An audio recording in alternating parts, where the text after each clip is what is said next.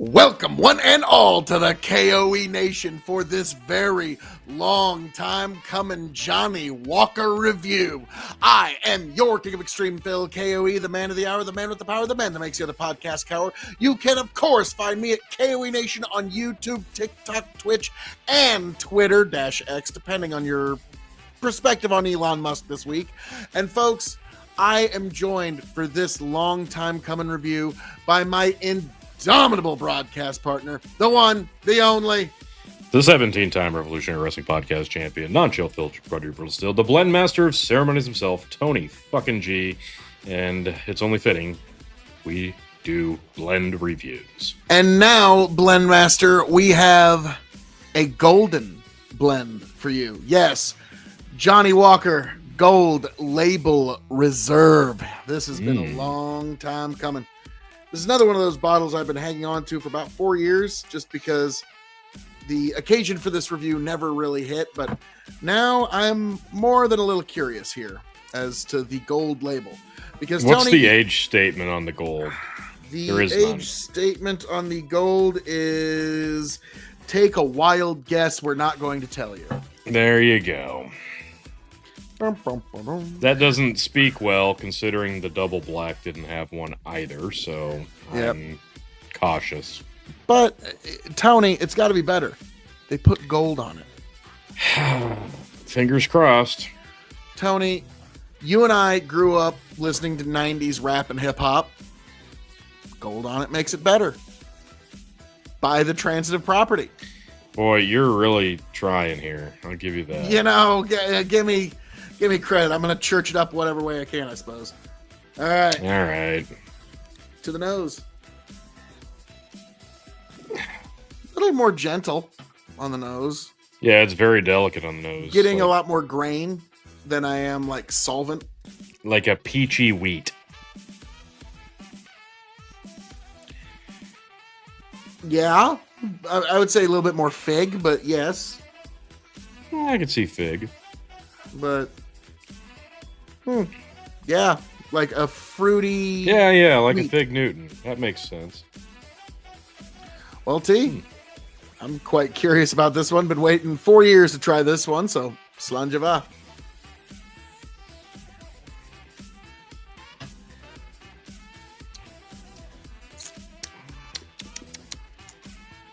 Very grain heavy. It is, but the nose actually reflects the palate for once. That is a welcome change. Yeah, that actually smells like it tastes. That's actually not bad. Okay, yeah, like some sort of fruit with a lot of wheat. Now, you know, it's malted barley, we're well aware. Yeah, it's like raisin, apricot, could be a lot of different grains. Peach. It's very, yeah, it's not tart, but it's prunes. Yeah, that whole family for sure.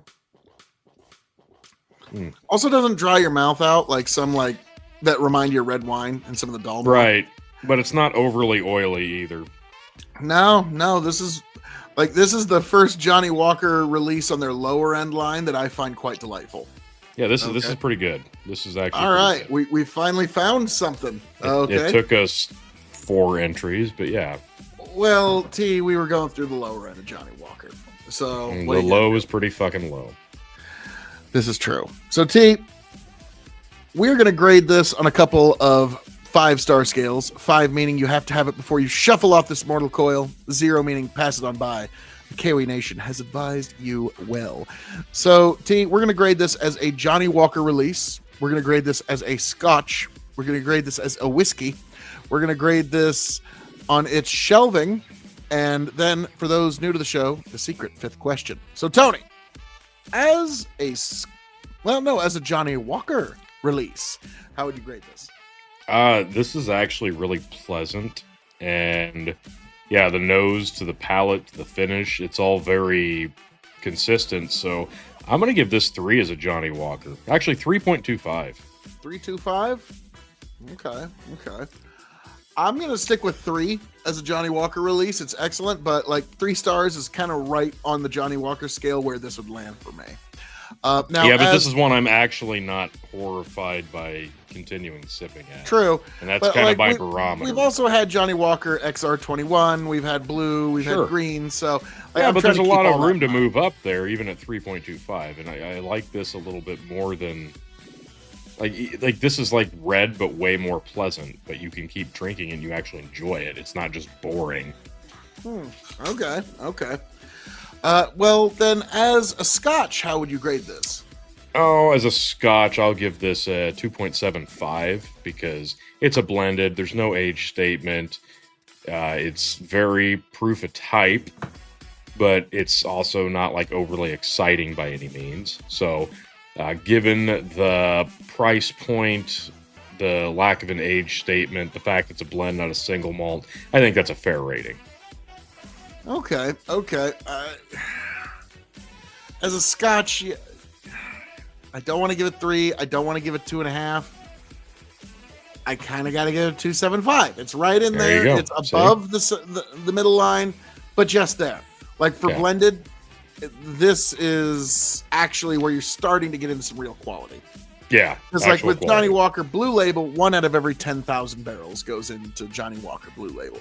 I don't know Yeah. what the equation is for gold, but you're starting to at least get into some quality Scotch at this point. So now we move on to whiskey tea. That's a wide, wide world of sports. As a whiskey, I'll give this a 3.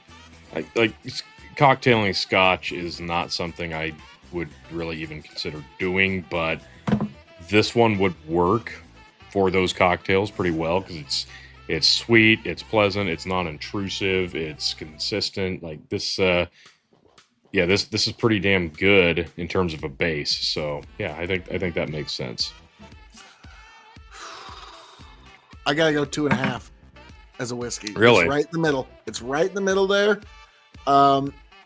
It's not in the lower half, but it's not in the higher half either. It's just right smack dab in the middle in the world of whiskey. Okay, like this Okay. is one that if there was nothing else, and this is all I had to get myself through a weekend, like I don't know, say I'm in a hotel for a weekend or something, you would have no experience with that, spending multiple nights in a hotel. Yeah, no experience of that. Johnny Walker Gold, you'd be well served. Okay, Sure. like if you had a bottle of that. So yes. Now here's an interesting one, T. The shelving. This is the first one we've had. It's not a bottom shelfer, in my opinion. Yeah, this is more of a middle shelf because everybody's familiar with black and red and the unicorn blue. So this one looks pretty expensive while not breaking the bank, and it tastes pretty good. So yeah, this is middle shelf. Okay, middle shelf whiskey, and I would have to agree. It's middle shelf for me. Now the secret fifth question: when this bottle runs empty, will I seek another one? This one, I prefer Johnny Walker Green, truth be told, but this Agreed. is not a bad Johnny Walker. I don't know if I'm gonna explicitly make sure I keep one of these on hand. Like I said, it's taken me 4 years to get this bottle right here. So It's a might take a minute. $50 bottle for a standard size. Yeah, that's. I don't know. I think I would probably get it from these little gift packs because Yeah, that's how people. I think that's I your love. best quality there. I love the Johnny Walker gift packs that give you like a little bit of everything. They need to start including green. The fact that they don't include green in the gift packs is they're really selling themselves short. Yeah, you could do red, gold, green, and no black. That'd be great. Yeah, and of course Johnny Walker Blue Label, the iconic. That'd be Blue Label. fantastic. You could just stop making black label. At least double black. You could stop with double black. This is true. Why but stop Black there, Label- Phil?